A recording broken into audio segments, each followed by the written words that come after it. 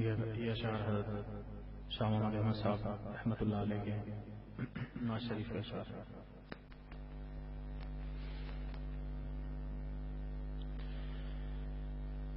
دربار نبی پھر تجھے اللہ دکھائے صلی اللہ علیہ وسلم. دربار نبی پھر تجھے اللہ دکھائے، پھر ہند سے طیبہ کی طرف جلد تو جائے، پھر سندھ سے طیبہ کی طرف جلد تو جائے. دربار نبی پھر تجھے اللہ دکھائے، دربار نبی پھر تجھے اللہ دکھائے، دربار نبی پھر تجھے اللہ دکھائے، پھر ہند سے طیبہ کی طرف جلد تو جائے، پھر سندھ سے طیبہ کی طرف جلد تو جائے. لبیک کی کانوں میں صدا پھر تیرے آئے، لبیک کی کانوں میں صدا پھر تیرے آئے، لبیک کی کانوں میں صدا پھر تیرے آئے. ساقی تجھے پھر جام محبت کے پلائے، ساقی تجھے پھر جام محبت کے پلائے. لبیک کی کانوں میں صدا پھر تیرے آئے، لبیک کی کانوں میں صدا پھر تیرے آئے. ساقی تجھے پھر جام محبت کے پلائے، پھر ہند سے طیبہ کی طرف جلد تو جائے. اللہ تجھے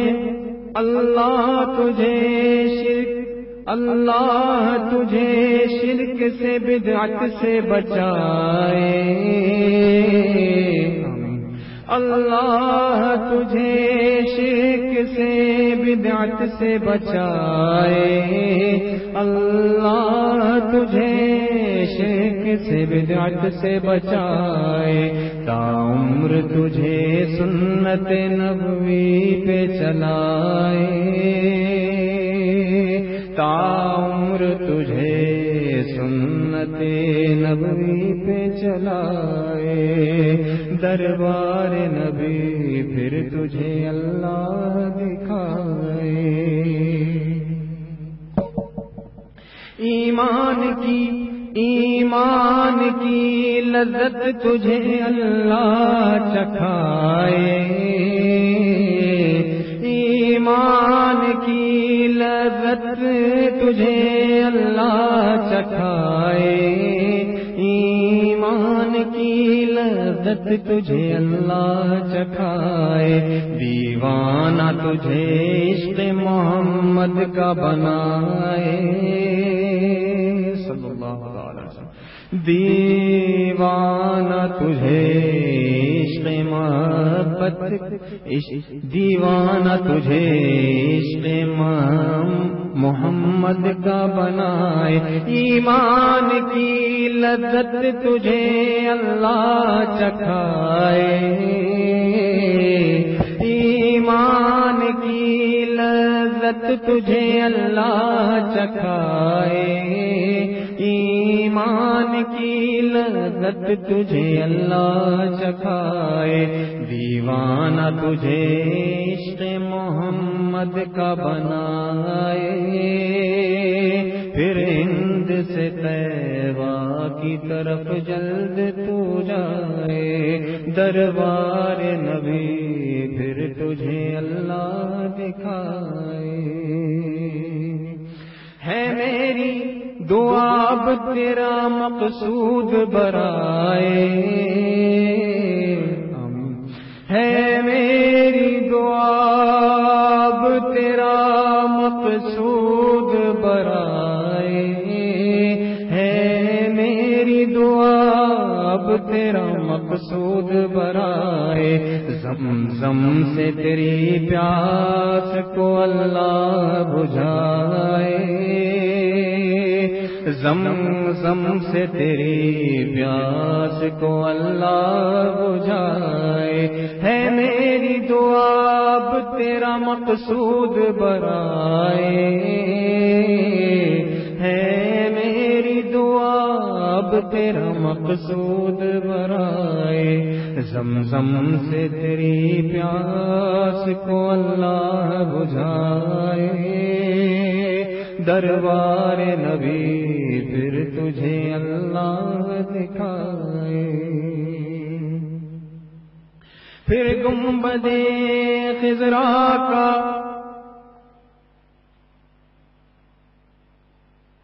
پھر گنبد خضرا کا ہو دیدار میسر پھر گنبد خضرا کا ہو دیدار میسر پھر گنبد خضرا کا ہو دیدار میسر کعبہ تجھے پھر اپنے کلیجے سے لگائے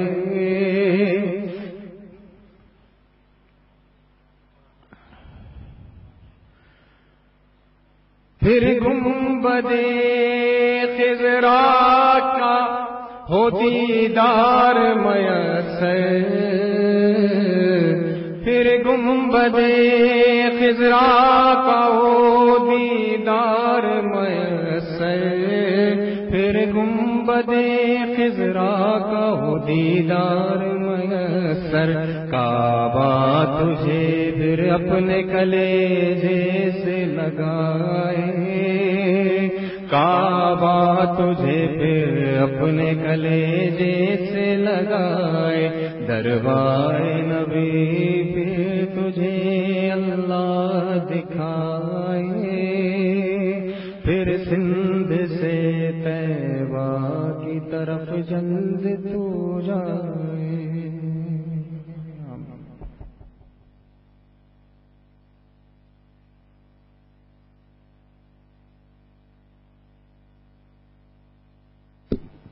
بسم اللہ الرحمن الرحیم نحمدہ ونصلی علی رسولہ الکریم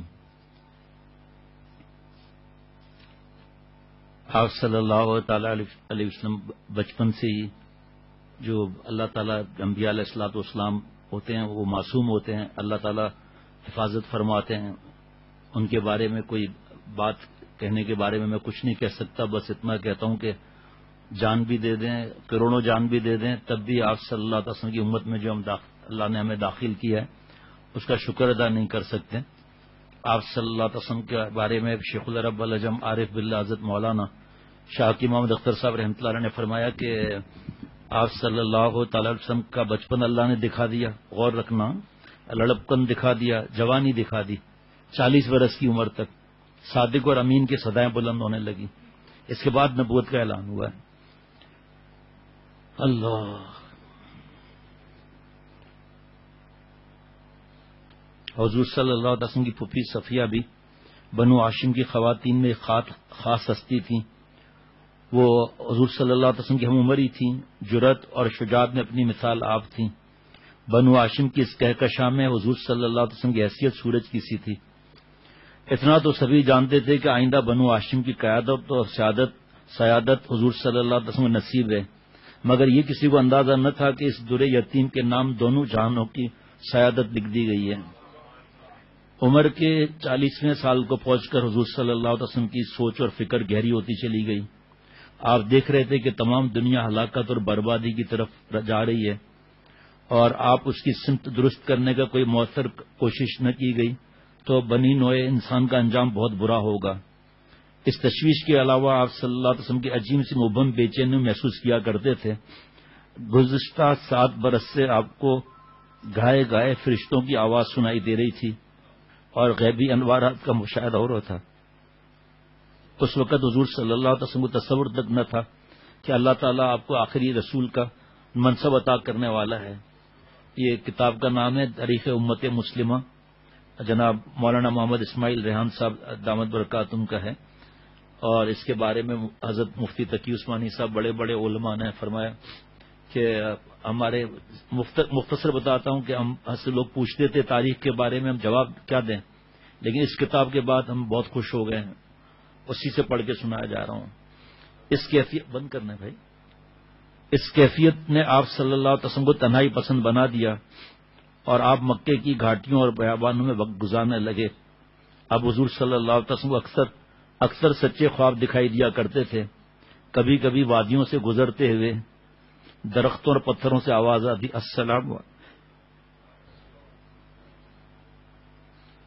السلام علیکم یا رسول اللہ. آپ پلٹ کر دیکھتے تو کوئی پکارنے والا نظر نہ آتا تھا.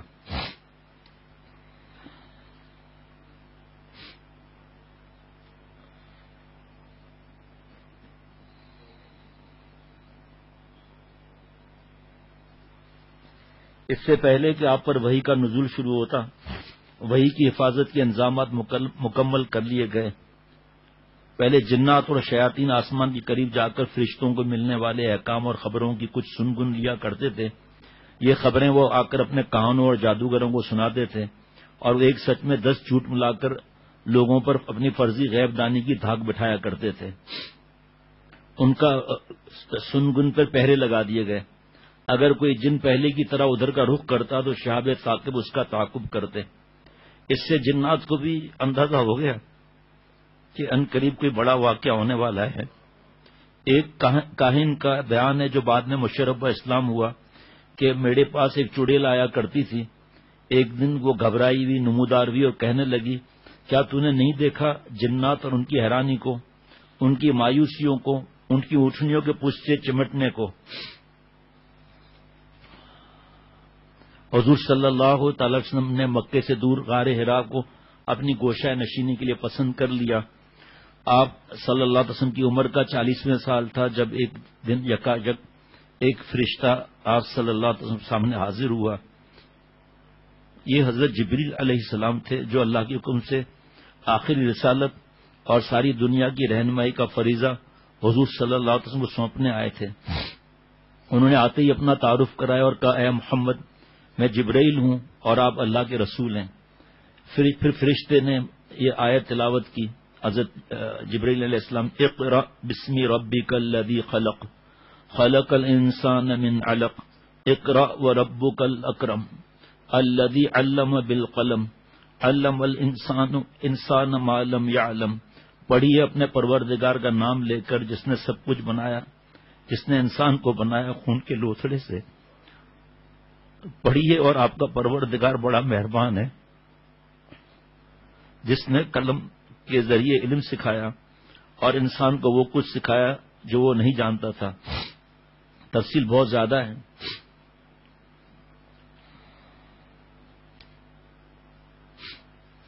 اس وقت کے فرانس وغیرہ کا سب کا اس میں لکھا ہوا ہے. جب فرشتے یہ پیغام سن کر حضور صلی اللہ تعالی علیہ وسلم گھر پہنچے تو خوف اور ہیبت اور ایک بے حد گراں ذمہ داری کے احساس سے حضور صلی اللہ علیہ وسلم کا جسم کانپ رہا تھا. آپ کو لگتا تھا کہ کہیں اس کام کی فکر اور بوجھ سے جان ہی نہ نکل جائے.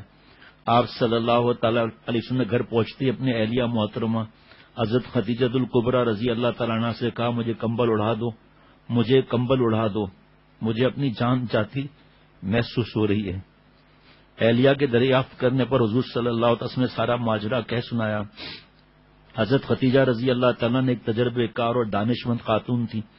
انہوں نے اپنے شوہر کی کیفیت کو سمجھتے ہوئے آپ کو تسلی دی اور کہا، اللہ آپ کو ہرگز ضائع نہیں کرے گا. آپ رشتہ داروں کا خیال رکھتے ہیں، ہمیشہ سچ بولتے ہیں، امانت دار ہیں، دوسروں کے کام آتے ہیں، مہمانوں کی خاطر تواضع کرتے ہیں، سچائی کے راستے میں آنے والی مصیبتوں میں مددگار ثابت ہوتے ہیں.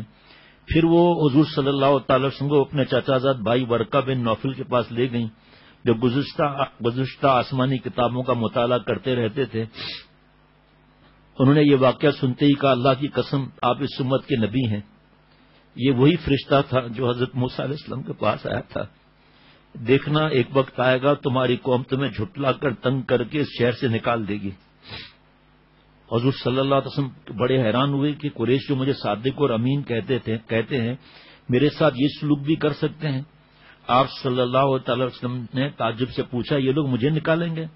ورقہ نے کہا ہاں، جب کوئی نبی ایسا پیغام لے کر آیا ہے اس کی قوم نے اس سے دشمنی کی، اگر میری زندگی میں وقت آیا تو میں آپ کی ضرور مدد کروں گا۔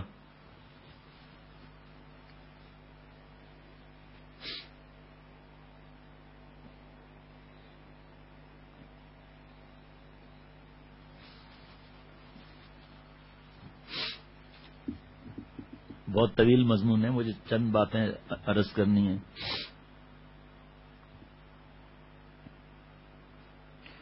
آپ صلی اللہ علیہ وسلم نے رازداری کے ساتھ نبوت کا کام شروع کیا اور غربا بھی بہت زیادہ جڑنے لگے اور کچھ بڑے لوگ بھی جڑے، حتیٰ کہ سگے چچا ابو لہب کو بھی کچھ پتہ نہ لگ سکا۔ آپ صلی اللہ علیہ وسلم کی حکمت عملی یہ تھی کہ متشدد اور متعصب لوگ چاہے قریبی رشتہ دار کیوں نہ انہیں دعوت کی سنگن بھی نہ ملنی پائے۔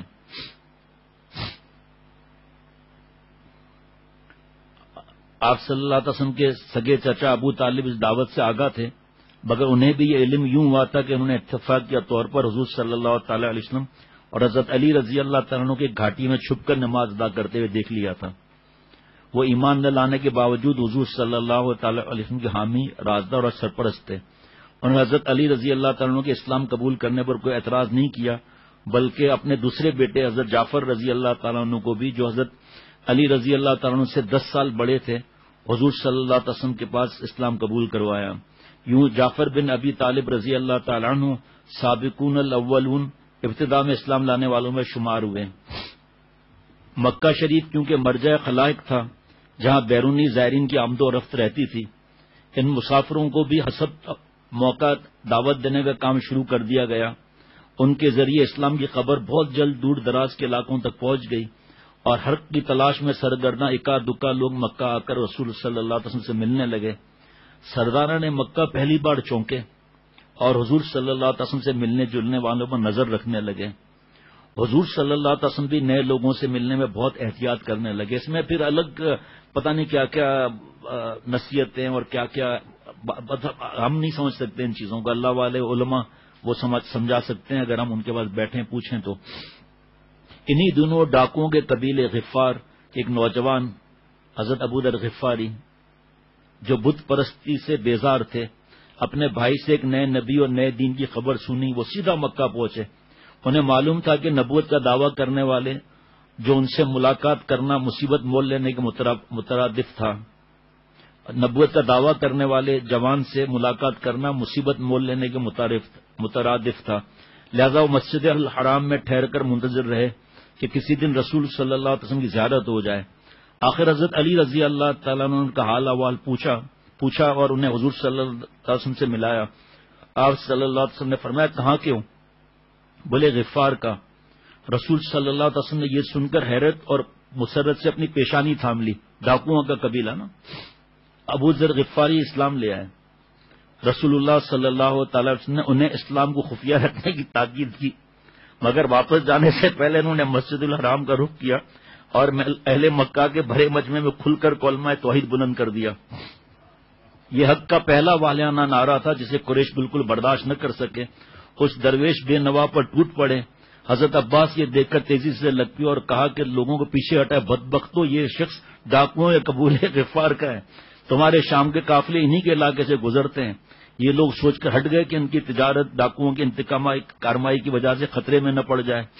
اگلے دن اس مجاہد نے پھر اسی طرح مسجد الحرام میں کلمہ توحید بلند کیا، مار کھائی۔ حضرت عباس نے انہیں بچایا۔ حضرت ابو ذر رضی اللہ تعالیٰ عنہ اپنے قبیلے میں واپس جا کر پہلے اپنی والدہ اور بھائی کو دعوت دے کر مشرف باسلام کیا، اس کے بعد پورے قبیلے کو اسلام کی دعوت دی اور دیکھتے ہی دیکھتے ڈاکوؤں کا یہ پورا قبیلہ مسلمان ہو گیا۔ اللہ اکبر۔ آپ صلی اللہ علیہ وسلم نے فرمایا کہ اب دوبارہ جب غالب ہونے کی خبر سننا تب دوبارہ آنا۔ 3 سال تک دعوت کا خفیہ سلسلہ جاری رہا۔ حضرت ارکم رضی اللہ تعالیٰ کا مکان جو صفا پہاڑی کے دامن میں واقع تھا، اس عظیم جد و جہد کا پہلا مرکز تھا۔ اس کو بھائی خریدیں پڑھیں۔ آپ صلی اللہ علیہ وسلم ایک دفعہ جب وحی آئی کہ اب کھلم کھلا تبلیغ کا حکم دیا گیا، تو تب نبی اکرم صلی اللہ تعالی علیہ وسلم کوہ صفا کی پہاڑی پر چڑھے اور آواز لگی یا صباحا۔ عرب میں یہ نعرہ اس وقت لگایا جاتا تھا جب دشمن کے حملے کا خطرہ سر پر آ جاتا۔ دیکھتے ہی دیکھتے قریش کا پورا قبیلہ جمع ہو گیا۔ آپ صلی اللہ علیہ وسلم نے فرمایا اے بنی عبد المطلب، اے بنی فہر، اے بنی کعب، اگر میں تمہیں خبر دوں کہ اس پہاڑ کے پیچھے ایک فوج تم پر حملہ کرنے کے لیے تیار ہے تو کیا تم میری بات پر یقین کر لو گے؟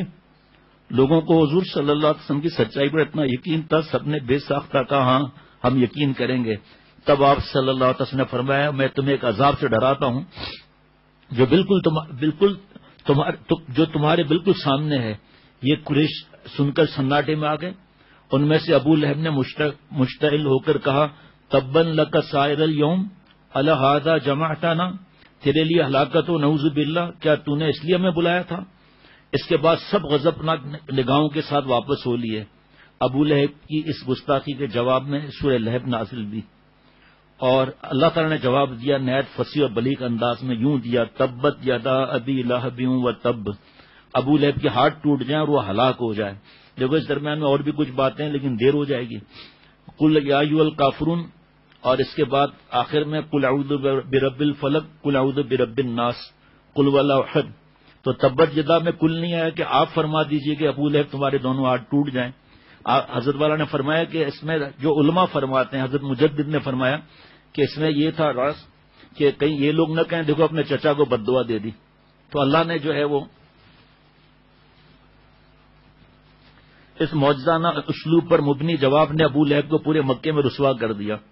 اس نے غصے میں آ کر اپنے بیٹے عتبہ اور عتیبہ کو حکم دیا کہ وہ حضور صلی اللہ علیہ وسلم بیٹیوں رقیہ اور ام کلثوم کو طلاق دے دیں۔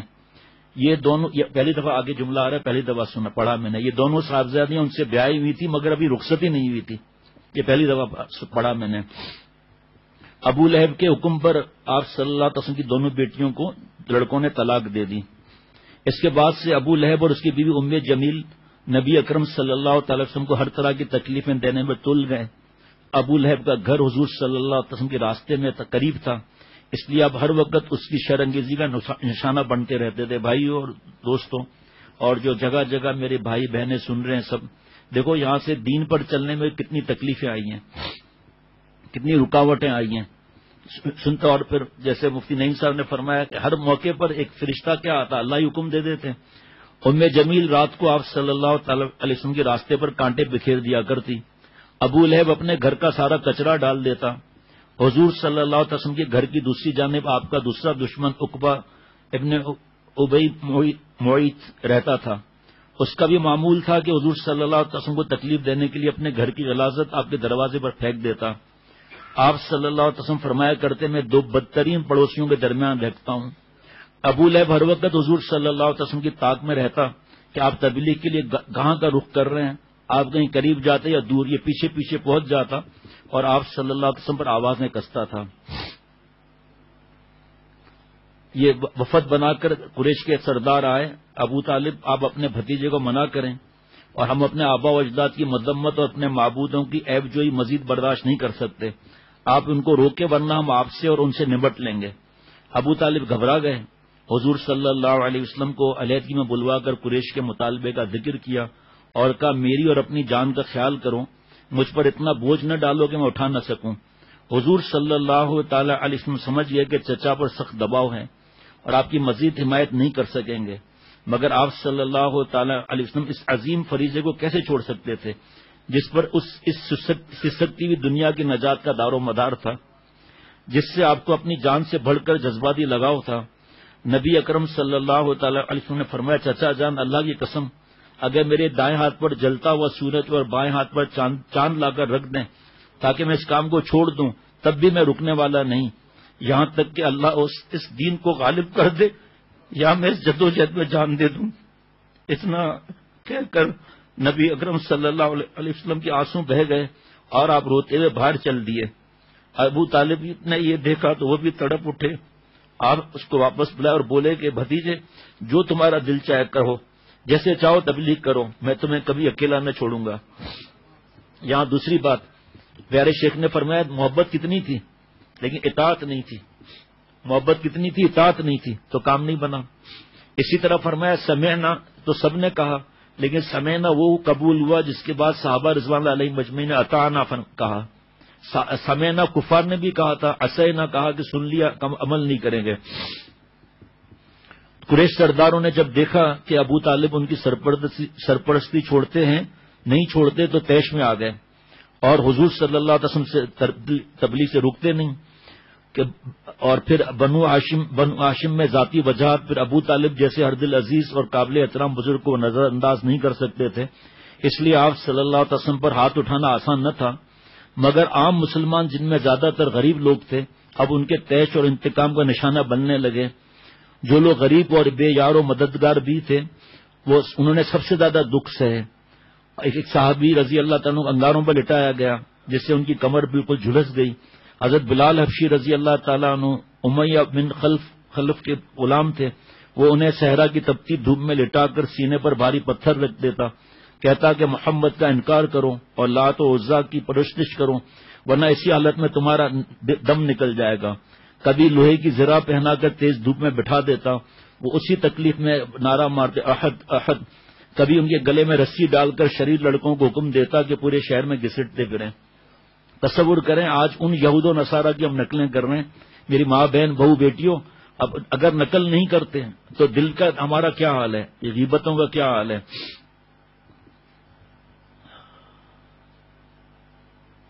حضرت عمار بن یاسر، ان کے والد یاسر اور والدہ سمیہ رضی اللہ تعالیٰ عنہم کا مکے میں کوئی رشتہ دار نہ تھا۔ قریش کے سردار ان تینوں کو پکڑ کر صحرا میں لاتے اور بدترین تشدد کا نشانہ بناتے۔ آپ صلی اللہ تعالی علیہ وسلم انہیں سال میں دیکھتے تو فرماتے یاسر کے گھرانے والوں صبر کرتے رہو، تمہارا ٹھکانہ جنت ہے۔ حضرت یاسر رضی اللہ تعالیٰ عنہ جو کمزور تھے، معمر تھے، اس مسلسل تشدد کی تاب نہ لا کر ایک دن فوت ہو گئے۔ پھر ان کی اہلیہ حضرت سمیہ رضی اللہ تعالیٰ عنہ کا ابو جہل ملعون نے بدترین اذیت دیتے ہوئے برچی کا وار کر کے شہید کر ڈالا۔ یہ اسلام کی پہلی شہید خاتون کہلائیں۔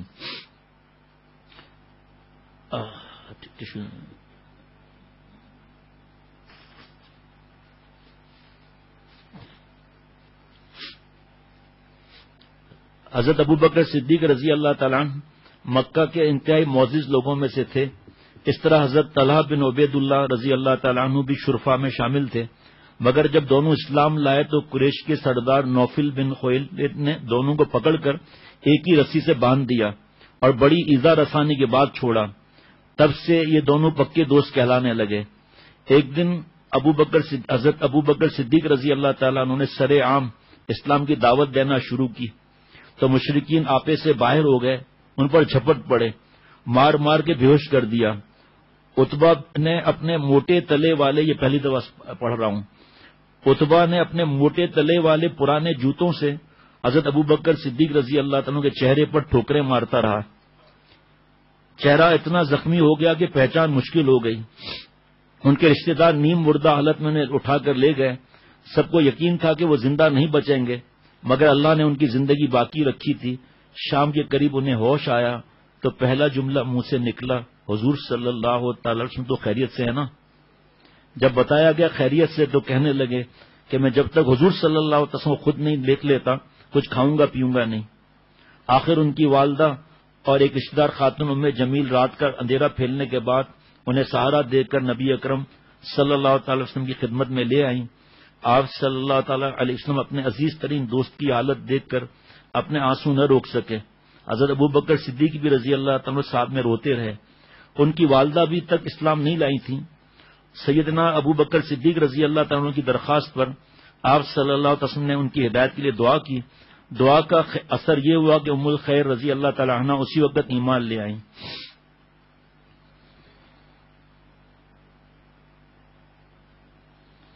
ایک دن آپ صلی اللہ تعالی علیہ وسلم ان کو بہت تکلیفیں دی جا رہی تھیں. ان کو لوگ کہتے تھے کہ کوئی کہتا تھا شاعر ہے، کوئی جادوگر، کوئی مجنون، کہیں اور کیا، اور تکلیفیں پہنچائیں. ایک دن نبی اکرم صلی اللہ تعالی علیہ وسلم گھر سے نکلے، دن بھر ایسی ہی اذیتوں کا سامنا کرنا پڑا. اور تو اور مکہ کے غلاموں نے بھی آپ کی کلم کلا توہین کی، آپ کو جھٹلایا. نبی کریم صلی اللہ تعالی علیہ وسلم نہایت رنجیدہ ہو کر گھر تشریف لائے، چادر اوڑھ کر لیٹ گئے. تب وہی نازل ہوئی، یا ایھا المدثر کہہ کر حضور اقدس صلی اللہ علیہ وسلم کا حوصلہ بڑھایا گیا. اکثر حضور صلی اللہ علیہ وسلم اہل مکہ کی طعن و تشنیع کے جواب میں خاموش رہتے، مگر کبھی کبھی صبر کا پیمانہ چھلک جاتا تو آپ انہیں بتا دیتے کہ وہ اپنے لیے خود ہی ہلاکت کا سامان تیار کر رہے ہیں. ایک دن حضور صلی اللہ تعالی علیہ وسلم کعبے کا طواف کر رہے تھے. اس وقت مکے کے رؤوسا کعبے کے سائے میں بیٹھے تھے. آپ طواف کرتے کرتے جب ان کے پاس سے گزرتے وہ آپ کا مذاق اڑاتے. آخر تیسرے چکر میں حضور صلی اللہ علیہ وسلم ان کے پاس رک گئے. فرمایا قریش کے لوگوں، اللہ کی قسم تم باز نہ آؤ گے جب تک تم پر اللہ کا عذاب نازل نہ ہو. سن لو، میں تمہارے لیے ہلاکت کی خبر لے کر آیا ہوں. یہ سن کر سب کے رونگٹے کھڑے ہو گئے اور انہیں سامنے سونگ لیا. حضور صلی اللہ تعالی علیہ وسلم اپنے صحابہ سے فرما رہے تھے اللہ اپنے دین کو یقیناً غالب کرے گا. مگر اگلے دن جب حضور صلی اللہ تعالی وسلم طواف کرنے آئے تو ان لوگوں نے آپ کو گھیر لیا اور آپ صلی اللہ علیہ وسلم ٹوٹ پڑے. عقبہ بدبخت نے آپ کی چادر آپ کے گلے میں ڈال کر اس قدر بل دیے کہ آپ صلی اللہ علیہ وسلم کا دم گھٹنے لگا اور آپ گھٹنوں کے بل بیٹھ گئے. خوش قسمتی سے حضرت ابوبکر صدیق رضی اللہ تعالیٰ عنہ موقع پر پہنچ گئے. انہوں نے عقبہ کو دھکا دے کر ہٹایا اور فرمایا کیا تم ایک شخص کو صرف اتنی سی بات پر قتل کر رہے ہو کہ وہ کہتا ہے میرا رب اللہ ہے؟ یہ سن کر مشرکین نے حضور صلی اللہ علیہ وسلم کو چھوڑ دیا اور حضرت ابوبکر صدیق رضی اللہ تعالیٰ پر پل پڑے. اتنا مارا کہ ان کا سر پھٹ گیا. قریش کے ابھرتے ہوئے سرداروں میں ابو جہل کے لقب سے جو تھا نبی کریم صلی اللہ علیہ وسلم کا سب سے بڑا دشمن تھا. یہ انتہائی فصیح و بلیغ، چالاک اور مکار تھا.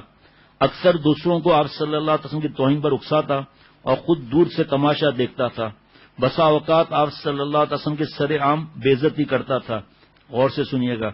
ایک بار آپ صلی اللہ تعالی علیہ وسلم کعبے کے پاس نماز پڑھ رہے تھے.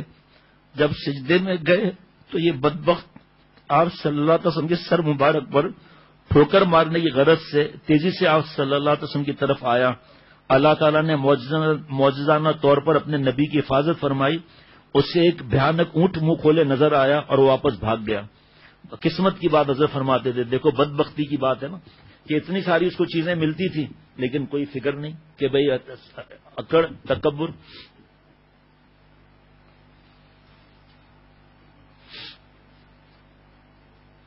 حضرت زینب رضی اللہ تعالیٰ عنہ آپ صلی اللہ علیہ وسلم کی بڑی بیٹی تھی، اس لیے خاص طور پر اپنے والد کا خیال رکھتی تھی کہ وہ کہاں گئے ہیں اور کس حال میں ہیں.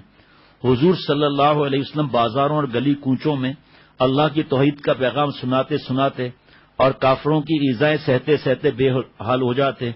اتنے میں حضرت زینب رضی اللہ تعالیٰ عنہ آپ کو تلاش کرتے، آن پہنچتی اور آپ کو دشمنوں کی ایذا سے بچانے کی کوشش کرتی.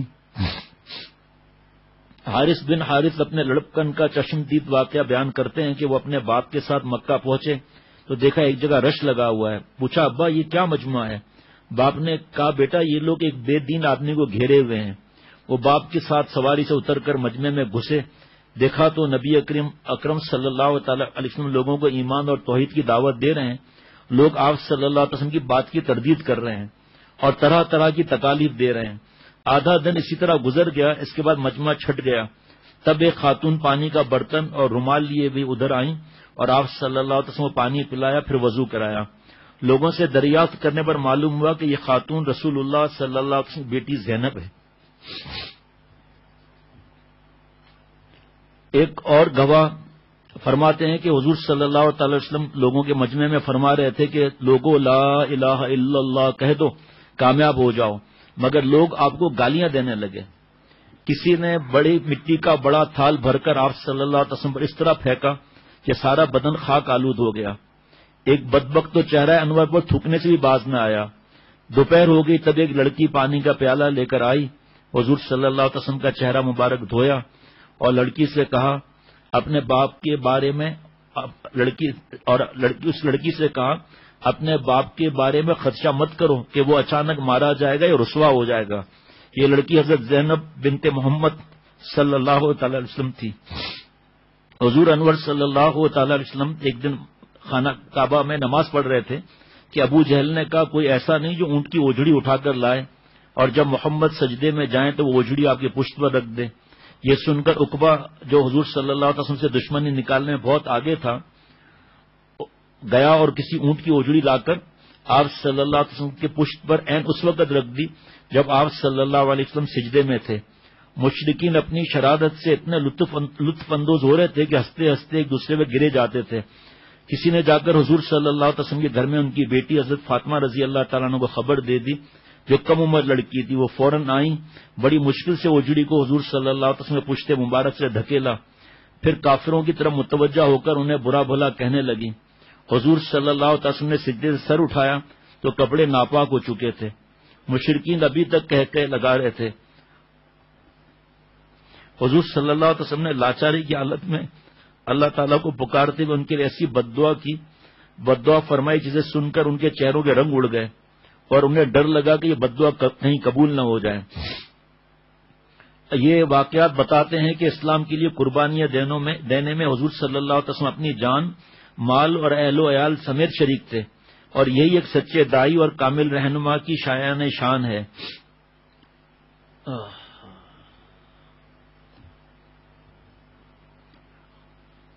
حضور صلی اللہ علیہ وسلم پر ایک بہت بڑی آزمائش آئی. حضور صلی اللہ علیہ وسلم کے بڑے صاحبزادے قاسم جو آپ کی بعثت سے پہلے پیدا ہوئے تھے اب اتنے بڑے ہو چکے تھے کہ گھوڑے پر سوار ہو جاتے تھے, اللہ کو پیارے ہو گئے. کچھ دنوں بعد آپ کے دوسرے صاحبزادے عبداللہ بھی دنیا سے رخصت ہو گئے. اس طرح آپ صلی اللہ علیہ وسلم کی نرینہ اولاد کوئی نہ رہی. اولاد کی جدائی کا غم ہی کچھ کم جگر سوز نہ تھا کہ مشرکین نے مزید دل آزادی کا ذریعہ بنا لے. اب وہ کہتے پھرتے تھے کہ محمد ابتر ہو گئے, یعنی ان کی اولاد نرینہ ختم ہو چکی, آئندہ ان کی نسل نہ کوئی نام لیوا. آپ صلی اللہ علیہ وسلم کی تسلی کے لیے اللہ تعالی نے سورہ کوثر نازل فرمائی اور یہ اعلان فرمایا ان شانیک هو الابتر, ان شانیک هو الابتر, یقیناً آپ کے دشمنی بے نام و نشان ہو جائیں گے. اللہ تعالیٰ کے حضور اکرم صلی اللہ علیہ وسلم کے اولاد نرینہ کو جلد اپنے پاس بلا لینے میں سب سے بڑی حکمت یہ تھی کہ آپ صلی اللہ علیہ وسلم کا آخری نبی ہونا طے ہو چکا تھا. اب اگر آپ کے لڑکے جوان ہو کر نبی نہ بنتے تو کسی کو شک ہو سکتا تھا کہ شاید گزشتہ انبیاء کرام زیادہ قابل اور اپنے اولاد کے زیادہ اچھے مربی تھے کہ ان کی اولاد بھی پیغمبر ہوئی, کیونکہ آخری نبی تھے. اگر نبی صلی اللہ علیہ وسلم اتنے قابل ہوتے تو ان کی اولاد بھی نبی ہوتی. بس حق تعالیٰ نے حضور اکرم صلی اللہ علیہ وسلم کو لڑکوں کی نعمت عطا ضرور کی تاکہ آپ انعام سے محروم نہ رہیں, مگر جلد ان کو واپس بلا لیا تاکہ کسی قسم کا شک پیدا نہ ہو.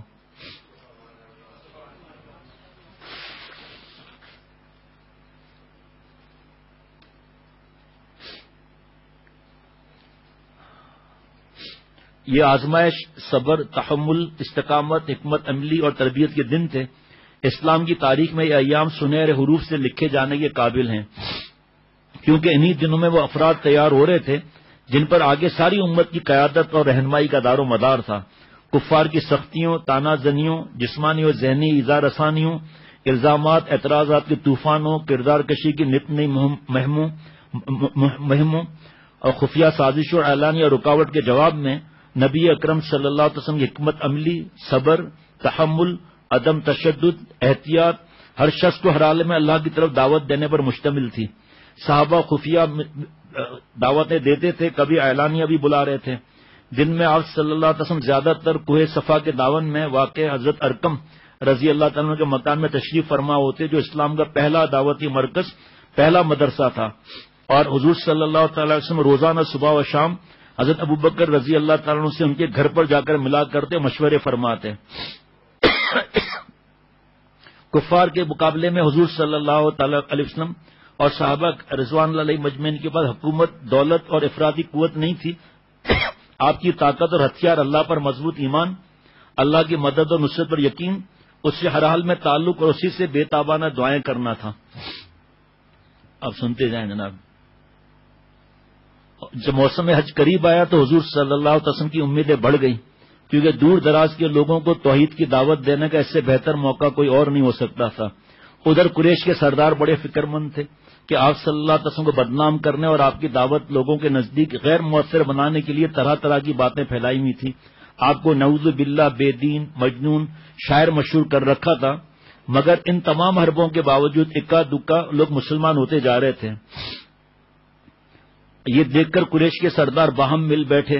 ان کے نامور سردار ولید بن مغیرہ نے کہا کہ حج کا زمانہ آ رہا ہے، عرب کے مختلف قبائل یہاں آئیں گے جن کی کانوں میں یہ بات بڑھ چکی ہے، لہذا اس شخص حضرت محمد صلی اللہ علیہ وسلم کے بارے میں ایک ہی بات طے کر کے کہو، ایسا نہ ہو کہ ہماری باتیں آپس میں ٹکرا جائیں۔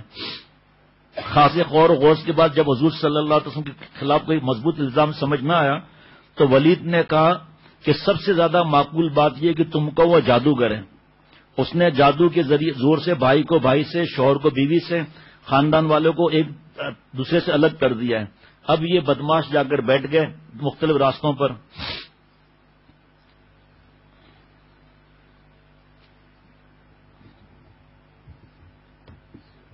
حضور صلی اللہ تعالی وسلم نے ان انسانوں کے ان اجتماعات سے بھرپور فائدہ اٹھانے اور ان کے ذریعے تھوڑے وقت میں اور دور دراز کے قبائل تک اپنے بات پہنچانے کا فیصلہ کر ہی لیا۔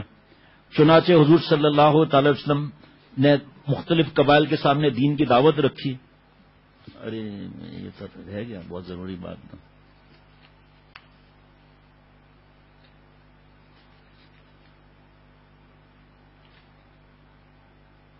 ہاں یہ تو ہے گیا۔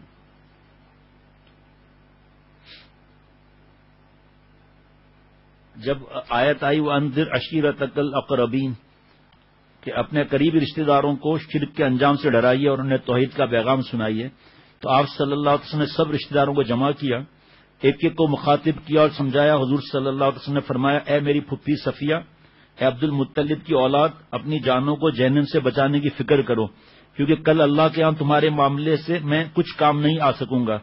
یہ خام خاص لوگوں اور دوستوں کو دعوت اسلام دینے سے کہیں زیادہ مشکل تھا۔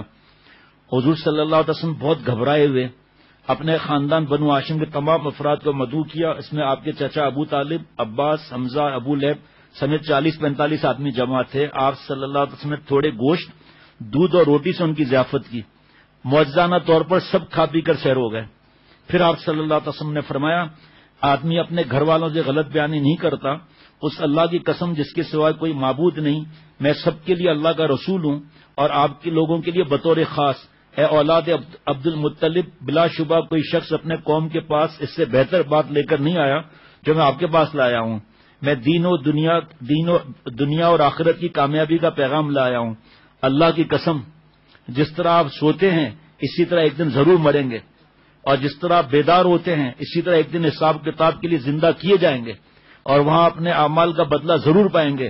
بے شک جنت کا ٹھکانہ بھی ہمیشہ ہمیشہ کے لیے ہے اور دوزخ میں رہنا بھی ہمیشہ ہمیشہ کے لیے، یعنی کفار کے لیے۔ اچھا جی، ابو لہب بھی تعقب میں لگا ہوا تھا۔ حضور صلی اللہ تعالی علیہ وسلم ان بازاروں اور میلوں کے مختلف حلقوں میں تشریف لے جاتے اور لوگوں کو اللہ کی طرف بلاتے۔ حضور صلی اللہ تعالی علیہ وسلم فرماتے، لوگوں کہو لا الہ الا اللہ، اللہ کے سوا کوئی معبود نہیں، تم کامیاب ہو جاؤ گے۔ حضور صلی اللہ تعالی وسلم کے پیچھے پیچھے آپ کا چچا ابو لہب لپکتا آتا۔ آگے سنو نا ذرا عجیب بات، اس کی بھینگی آنکھوں میں، بھینگا تھا ابو لہب، اس کی بھینگی آنکھوں میں نفرت کی چنگاریاں ہوتی اور اس کے سرخ گال تمتما رہے ہوتے۔ حضور صلی اللہ علیہ وسلم پر مٹی پھینکتا اور چلاتا، ارے لوگوں دیکھنا کہیں یہ شخص تمہیں تمہارے دین سے نہ ہٹا دے، یہ چاہتا ہے کہ تم لات اور عزا کی عبادت چھوڑ دو۔ حضور صلی اللہ تعالی وسلم اس کی طرف توجہ دیے بغیر اپنا پیغام سناتے جاتے تھے۔ وہ جو آپ سناتے ہیں نا کہ آپ صلی اللہ علیہ وسلم کیا ہے، سناؤ ذرا۔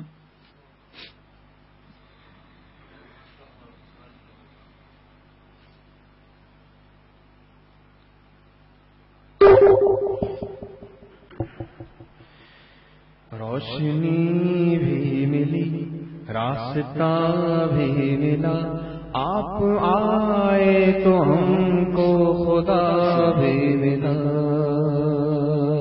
اچھی باتیں ہمیشہ بتاتے رہے، نیک رستوں پہ سب کو چلاتے رہے، لوگ باتیں بناتے اڑاتے رہے، آپ اپنے فرائض نبھاتے رہے، لوگ باتیں بناتے اڑاتے رہے، آپ اپنے فرائض نبھاتے رہے، روشنی بھی ملی راستہ بھی ملا، آپ آئے تو ہم کو خدا بھی ملا، کون سا کام اچھا ہے کیا ہے برا، سب کو تفصیل سے خوب سمجھا دیا، ان کا پیغام تو عام تھا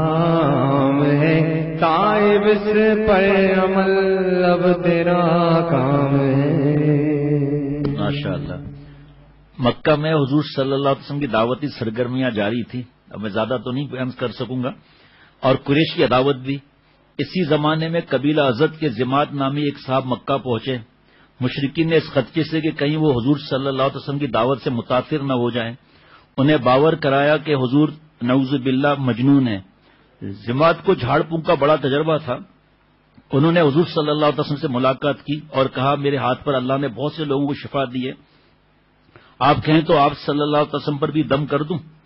حضور صلی اللہ تعالی علیہ وسلم نے فرمایا ان الحمد للہ نحمده ونستعینہ من یهده اللہ فلا مضل له ومن یضلل فلا هادی له واشهد ان لا الہ الا اللہ وحدہ لا شریک له وان محمدا عبدہ ورسولہ اما بعد۔ بلا شبہ تمام تعریفیں اللہ ہی کے لیے ہیں، ہم اس کی حمد بیان کرتے ہیں اور اسی سے مدد مانگتے ہیں۔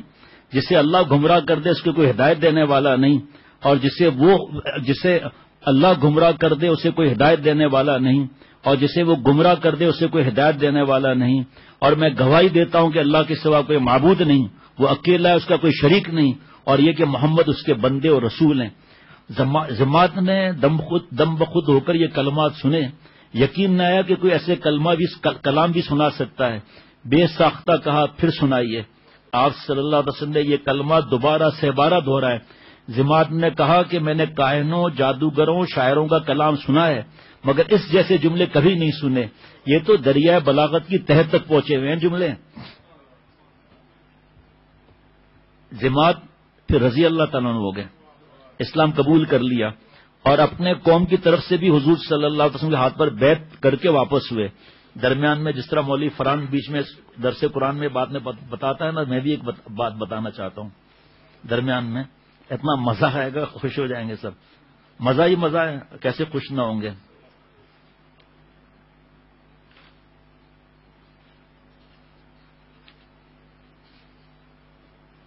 جی دیکھیں مزیدار بات آ گئی سامنے ہی، تفصیل بہت زیادہ ہے۔ حضرت یزید بن ابی، یہ ہے یرموک اول جو ہے وہ مارکہ ہے یرموک اول کا، جس میں رومی بہت زیادہ تھے۔ حضرت یزید بن ابی سفیان رضی اللہ تعالیٰ کمان میں تھے، پھر لشکر کے دلیر اور تجربے کار افراد کو منتخب کر کے ہر دستے پر الگ الگ افسر مقرر کیا۔ حضرت مقداد بن اسود رضی اللہ تعالیٰ کو حکم دیا کہ وہ قرآن مجید کی آیتیں سنا کر مسلمانوں کی روح کو گرمائیں۔ حضرت ابو سفیان بن حرب اور حضرت ابو ہریرہ رضی اللہ تعالیٰ عنہما کو سیرت اور احادیث کے واقعات سنانے کے لیے مقرر کیا تاکہ مسلمان کے حوصلے بلند ہو۔ لڑائی سے پہلے کسی مسلمان کے منہ سے نکل گیا رومی کتنے زیادہ اور ہم کتنے کم۔ حضرت خالد بن ولید رضی اللہ تعالیٰ عنہ نے سنا تو بڑی بے فکری سے فرمایا، نہیں، ان رومیوں کے لیے یہ مسلمان بہت زیادہ ہیں، اور اتنے مسلمان کے لیے یہ رومی بہت کم ہیں۔ جس لشکر کو نصرت الہیہ نصیب ہو حقیقت میں وہی زیادہ ہوتا ہے، اور جسے یہ نصیب نہ ہو وہ بہرحال کم ثابت ہوتا ہے۔ اللہ کی قسم، آج اگر میرا گھوڑا تندرست ہوتا تو مجھے پرواہ نہ تھی کہ رومی اس سے بھی دگنے ہو جاتے۔ جنگ کے نکارے پر چوٹ پڑنے والی تھی کہ عجیب بات بھی، رومیوں کا سپہ سالار جرجا گھوڑا دوڑا کر سامنے آیا اور حضرت خالد بن ولید رضی اللہ تعالیٰ سے ملاقات کرنی چاہی۔ حضرت خالد رضی اللہ تعالیٰ نے بھی آگے بڑھے۔ جارج نے پوچھا، خالد سچ سچ بتاؤ کہ اللہ نے تمہارے نبی پر آسمان سے کوئی تلوار اتاری تھی تمہارے لیے جو انہوں نے تمہیں دی ہے، جس کی وجہ سے تم ہر جنگ میں فتح یاب ہوتے ہو؟ خالد سچ سچ بتاؤ کیا اللہ نے تمہارے نبی پر آسمان سے کوئی تلوار اتاری تھی جو انہوں نے تمہیں دی، جس کی وجہ سے تم ہر جنگ میں فتح یاب ہو جاتے ہو؟ حضرت خالد بن ولید رضی اللہ تعالیٰ عنہ نے نفی میں جواب دیا۔ تو جاج نے پوچھا پھر تمہیں اللہ کی تلوار کیوں کہا جاتا ہے؟ حضرت خالد بن ولید رضی اللہ تعالیٰ عنہ نے بڑے اطمینان سے کہا، دیکھو ایک زمانے میں بھی نبی اکرم صلی اللہ علیہ وسلم کا مخالف تھا، آپ صلی اللہ علیہ وسلم کو جھٹلاتا تھا، مگر پھر اللہ تعالیٰ نے مجھے ہدایت دی، میں نے آپ صلی اللہ تعالی علیہ وسلم کی پیروی کی، تب آپ صلی اللہ تعالی علیہ وسلم نے مجھ سے کہا کہ تم اللہ کی تلوار ہو جو اللہ نے کافروں پر سونت رکھی ہے۔ حضور صلی اللہ تعالی علیہ وسلم نے میرے لیے نصرت الہی کی دعا بھی فرمائی تھی۔ جارج جو مبہوت ہو کر یہ باتیں سن رہا تھا بولا، بتاؤ مجھے بتاؤ وہ تمہیں کس طرف بلاتے ہیں؟ این جنگ پہ چوٹ لگنے والی ہے نکارے پر۔ حضرت خالد رضی اللہ تعالیٰ نے فرمایا کہ وہ فرماتے تھے اسلام قبول کر لو یا جزیہ دو یا جنگ کے لیے تیار رہو۔ یہ سن کر جارج نے پوچھا، جو اس پیغام کو قبول کر کے تمہارے حلقے میں شامل ہو جائے اس کی کیا حیثیت ہوتی ہے؟ حضرت خالد رضی اللہ تعالیٰ نے فرمایا کہ وہ ہمارے جیسا اور ہم رتبہ ہوتا ہے، بلکہ ایک لحاظ سے افضل ہوتا ہے، کیونکہ ہم نے نبی اکرم صلی اللہ تعالی وسلم کو اور آپ کے معجزات اور پیشن گوئیوں کو دیکھ کر اسلام قبول کیا، جبکہ تم اس کے بغیر ہی اسلام لا رہے ہو، بس تمہارا مقام ہم سے بلند ہوگا۔ یہ سن کر جارج نے حضرت خالد بن ولید رضی اللہ عنہ پر اسلام قبول کر لیا اور ان کے ساتھ اپنے قوم کی خلاف تلوار سونت کر کھڑا ہو گیا، اور اسی مارکے میں لڑتے لڑتے شہید بھی ہو گیا۔ کیا یہ ڈائجسٹ ہیں اور ویڈیو اور اللہ معاف فرمائے وہ بے حیائی، ریانی، فحاشی، فضولیات میں گھسنا، ادھر ادھر راتوں کو دیر کرنا۔ ابھی تو موقع اچھا ہے، جلدی سو کر تہجد کے لیے اٹھنا چاہیے، اللہ سے رونا چاہیے۔ ایک خاتون کا بھی میرے پاس ای میل آیا کہ آپ تو مفتی نعیم صاحب کا میں نے بیان سن کر پھر سو گئی تھی، تو رات کو آنکھ کھلی تو مفتی نعیم صاحب نے جو فرمایا کہ بستر سے الگ ہو جائیں اور اللہ سے معافی مانگیں، کہ بس میں نے مفتی نعیم صاحب کو بہت دعائیں دی اور 1 گھنٹے تک روتی رہی، اور ایسا لگا میرا دل پھٹ جائے گا، تو میں نے پھر جا کر پانی پیا اور میں ذرا سنبھل گئی۔ میرے پاس رکھا ہوا ہے ابھی ای میل یہ نا، ہم اسی کو تو عمل کہتے ہیں، یہ تھوڑی سن لیا بس چھٹی۔ یہ واقعات کیا ہیں؟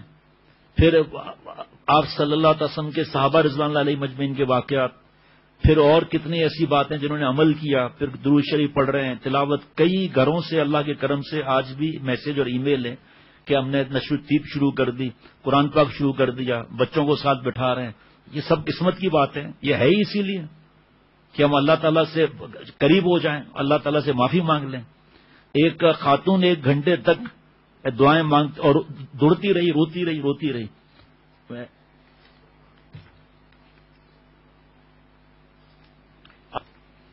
یہ ہے نا، ہماری بہو بیٹیاں سن رہی ہیں، کیا ضرورت ہے جاگنے کی بھائی؟ پہلے تو کہ آپ کے پاس بہانہ آتا ہے کہ شوہر صاحب دیر سے آ رہے ہیں، سسر دیر سے آ رہے ہیں، بیٹا دیر سے، اب تو کوئی بہانہ ہی نہیں ہے۔ اور یہ بیان بھی آپ دیکھ رہے ہیں کوئی ہو ہی نہیں رہا بیان آج کل۔ 2-3 دن سے بہت دل کا یہ حال تھا کہ جو اللہ نے مجھے توفیق دی پڑھنے کی، تو بہت دل میں اتنا بوجھ تھا کہ کسی طرح اس کو عرض کر لوں۔ اب زیادہ سے زیادہ 5 منٹ اور بھی آیا زیادہ، لیکن زیادہ سے زیادہ 5 منٹ۔ ہر طرح کی مخالفت کے باوجود قرآن کی پاک کی تاثیر کا مشرکین کے پاس کوئی جواب نہیں تھا، بلکہ الٹا ان کے بڑے بڑے سردار اور شعر و سخن کا اچھا ذوق رکھتے تھے۔ قرآن پاک کے اثرات اور اس کی ادبی لطافت سے محظوظ ہوئے بغیر نہیں رہ سکتے تھے۔ ابو جہل، ابو سفیان یہ رات کو اس وقت چھپ چھپ کر آتے جب آپ صلی اللہ تعالی علیہ وسلم قرآن کی تلاوت فرما رہے ہوتے۔ صبح صادق تک وہ گمسم یہ آواز سنتے رہتے، وہ پھوٹتے صبح ہوتے ہی واپس آتے۔ اگر کسی موڑ پر باہم مل جاتے تو ایک دوسرے کو ملامت کرتے ہوئے کہتے آئندہ ایسا مت کرنا۔ اگر قوم کے نادان لوگوں کو پتہ چل گیا تو نہ معلوم اس کا کیا اثر لیں گے۔ مگر اگلی شب پھر ایسا ہوتا۔ جب کئی دن تک ایسا ہوتا رہا تو ایک شخص نے ابو جہل کے پاس پہنچ گیا، کہنے لگا بتا ہی دو کہ محمد سے جو تلاوت سنی اس کے بارے میں تمہاری کیا رائے ہے؟ ابو جہل کہنے لگا ہم اور بنو ہاشم عزت اور شرف کی ہر چیز میں مقابلہ کرتے آئے ہیں، جب ہم ہر چیز میں برابر نکلتے تو وہ کہنے لگتے ہیں کہ ہمارے پاس نبی بھی ہے جس پر وحی آتی ہے، اللہ کی قسم ہم یہ بات کبھی نہیں مانیں گے۔ قریش کے سردار ولید بن مغیرہ نے ایک بار آپ صلی اللہ علیہ وسلم سے کلام اللہ سنا، اس پر رقت طاری ہو گئی۔ جب واپس آیا تو ابو جہل نے اس کی بدلی ہوئی حالت دیکھ کر اسے تانے دیے اور اصرار کیا کہ وہ کوئی ایسی بات کہے جس سے ظاہر ہو کہ وہ قرآن پاک کا نعوذ باللہ منکر ہے۔ ولید نے کہا میں کیا کہوں، تم جانتے ہو کہ شعر، رزمیہ کلام اور قصائد کو مجھ سے زیادہ جاننے والا کوئی نہیں، اللہ کی قسم وہ کلام ان میں سے کسی سے مشابہ نہیں، اس میں عجیب مٹھاس ہے، وہ ایسا کلام ہے جو سب پر غالب ہے، اس پر کوئی غالب نہیں، وہ دوسروں کو زیر و زبر کر دیتا ہے۔ اب دیکھیے اللہ نے ہمیں توفیق دی ہے اور اللہ تعالیٰ کا احسان ہے کہ مالک نے اس کی سمجھ دی ہے کہ ہمیں اللہ کو خوش کرنا ہے۔ اب ہم اس زمانے میں بھی تلاوت نہ بڑھائیں تو پھر کیا، موبائل اس حالت میں بھی آپ یقین کریں گے، اس حالت میں بھی برائی میں روتی ہوئی ماں کا فون آ رہا ہے کہ اس حالت میں سائدہ جاگ رہے ہیں، فلمیں، گانے اور پتہ نہیں کیا گند دیکھ رہے ہیں۔ اب ان کو سمجھائے، وہ رو رہی ہیں، وہ سمجھا رہے ہیں بھائی آپ اللہ سے مانگو نا، ہم اللہ سے سب مانگیں ان حالات میں بھی۔ اور یہ فضولیات میں الگ، ایک صاحب سے ابھی چند دن پہلے موبائل چھڑوایا، آج پھر ایک صاحب سے بات ہوئی، میں نے کیا حالات ہے آپ کے بھائی، یہ میں نے کہا ابھی آپ کو موبائل کی ضرورت کیا، بڑے موبائل کی کا بزنس کے لیے لیا تھا، ابھی کوئی ہے بزنس آپ کا اس وقت جو آپ جس بزنس میں ہے، نام نہیں لوں گا، اس پہ تو پابندی ہے اس وقت کرتا ہوں، تو پھر موبائل کی کیا ضرورت ہے آپ کو، کتنے بجے آپ سو رہے ہیں، خط لکھے موبائل جمع کرائیں آپ، یہ اللہ نے وقت دیا ہے بھائی۔ اچھا جی، ابو جہل نے کہا تمہیں ایسا کچھ تو کہنا ہی پڑے گا جس سے تمہاری قوم خوش ہو جائے۔ ولید نے سوچ بچا کر کہا کہ اسے جادو کہنا چاہیے، مگر نضر بن حارث نے، جسے لوگ شیطان کہہ کر یاد کرتے تھے، اس حربے کو فضول قرار دیا اور وہ قرآن کی تاثیر کو عرب کے روایتی دین کے لیے سب سے بڑا خطرہ سمجھتا تھا۔ ایک دن اس نے برملا کہا قریش کے لوگوں، اللہ کی قسم تمہیں ایسے مسئلے سے سابقہ پڑا ہے جس کی ماضی میں کوئی مثال نہیں۔ تم جانتے ہو کہ محمد صلی اللہ تعالی علیہ وسلم تمہارے خاندان میں ایک لڑکا تھا جو پلا بڑھا، وہ تمہارا سب سے محبوب فرد اور سب سے زیادہ سچی بات کرنے والا اور سب سے زیادہ امانت دار تھا۔ اب جب وہ ادھیڑ عمر ہو گیا اور یہ نیا پیغام لایا تو تم کہتے ہو کہ وہ جادوگر ہے۔ اللہ کی قسم وہ جادوگر نہیں، کیونکہ ہم جادوگروں اور ان کی جھاڑ پھونک کو جانتے ہیں، تبھی تم کہتے ہو کہ وہ کاہن ہے۔ اللہ کی قسم وہ کاہن نہیں، کاہنوں اور ان کے حالات کو بھی ہم خوب دیکھ چکے ہیں، تبھی تم کہتے ہو کہ وہ مجنون ہے۔ اللہ کی قسم وہ مجنون نہیں ہے، ہم جنون اور اس کی اقسام اور اس کے اثرات کو اچھی طرح جانتے ہیں۔ قریش کے لوگوں اپنا انجام اچھی طرح دیکھ لو، واقعی تم پر بڑی آفت آنے والی ہے۔ اللہ تعالیٰ اپنی رحمت سے مجھے اور ہم سب کو عافیت والی حیات عطا فرمائے اور یہ موقع کو غنیمت سمجھ کے اللہ خوب عبادت کرنے کی توفیق عطا فرمائے۔ اللہ تعالیٰ مجھے اور ہم سب کو اللہ والا بنائے۔ درود شریف پڑھ لیجیے۔ اللہم صلی علی سیدنا مولانا محمد النبی الامی وعلی آلہ واصحابہ وبارک وسلم۔ یا اللہ تعالیٰ مجھے اور ہم سب کو معاف فرما دیجیے، ہماری صورت اور سیرت کو اپنے پیار کے قابل بنا۔ یا اللہ جس بات سے آپ خوش ہوتے ہوں، آپ صلی اللہ تعالی علیہ وسلم جس بات سے خوش ہوتے ہوں وہ کرنے کی توفیق عطا فرما۔ اللہ جی جس بات سے آپ ناراض ہوتے ہوں، جن سے آپ کے سب سے لاڈلے اور پیارے حضور صلی اللہ علیہ وسلم جن باتوں سے ناراض ہوتے ہیں ان سے بچنے کی توفیق عطا فرما۔ یا اللہ جی جتنی سانسیں باقی بچی ہیں ہر سانس کو اپنی ذات پاک پر فدا کرنے کی توفیق عطا فرما۔ اے دونوں جہان کے مالک، دونوں جہانوں کی خوشیاں عطا فرما۔ اس وبا کو، ہر قسم کی وبا کو، ہر قسم کی بیماری کو اے اللہ اپنی رحمت سے ختم فرما اور شفا میں بدل دیجیے۔ اللہ جی جو مسلمان اس بیماری میں مبتلا ہیں، اے رب کریم انہیں صحت کاملہ عاجلہ مستمرہ عطا فرما۔ یا اللہ مجھ سمیت ہر مسلمان کی حفاظت فرما، جان، مال، عزت، آبرو، ایمان کی حفاظت فرما اور صحت عطا فرما۔ اے رب کریم ناشکری سے بچا۔ یا اللہ ہر حالت میں ہر بات پر آپ کا شکر ادا کرنے کی توفیق عطا فرما۔ آپ کے اتنے احسانات ہیں کہ گن نہیں سکتے اور نہ شکر ادا کر سکتے ہیں، آپ ہمیں معاف فرما دیجئے۔ یا اللہ آپ کے بے حساب احسانات کا بے حساب شکر ادا کرتے ہیں، یہ زبانی شکر ہے، اللہ اصلی شکر گناہ چھوڑنے کی توفیق عطا فرما۔ اے رب کریم اپنا قرآن پاک صحیح کرنے کی توفیق عطا فرما۔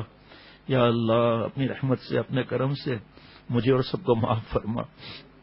جن گھروں میں ٹیلی ویژن، کیبل، وی سی آر، نیٹ اور مجسمے اور تصویریں ہیں، یا اللہ ان کو نکال دیجئے، اور میرے دل میں اور جس کے دل میں جو گناہ ہے نکال دیجئے، ہمارے گھر کے ذرے ذرے میں، دل کے ذرے ذرے میں اپنے نور کو داخل فرما دیجئے۔ اے رب کریم، مجھ سمیت ہر مسلمان کو سچی توبہ کی توفیق عطا فرما۔ اے اللہ مجھے عافیت سے رکھ، اور آپ صلی اللہ علیہ وسلم کی امت کو عافیت سے رکھیے۔ اے اللہ مجھے ہدایت عطا فرما، آپ صلی اللہ علیہ وسلم کی امت کو ہدایت عطا فرما۔ اے رب کریم میری مغفرت فرما، آپ صلی اللہ علیہ وسلم کی امت کی مغفرت فرما۔ اے رب کریم حرمین شریفین کے دروازے پہلے کی طرح کھول دیجئے۔ اے اللہ عافیت کا معاملہ فرما، سب کو صحت عطا فرما، حفاظت فرما۔ اے رب کریم حفاظت فرما۔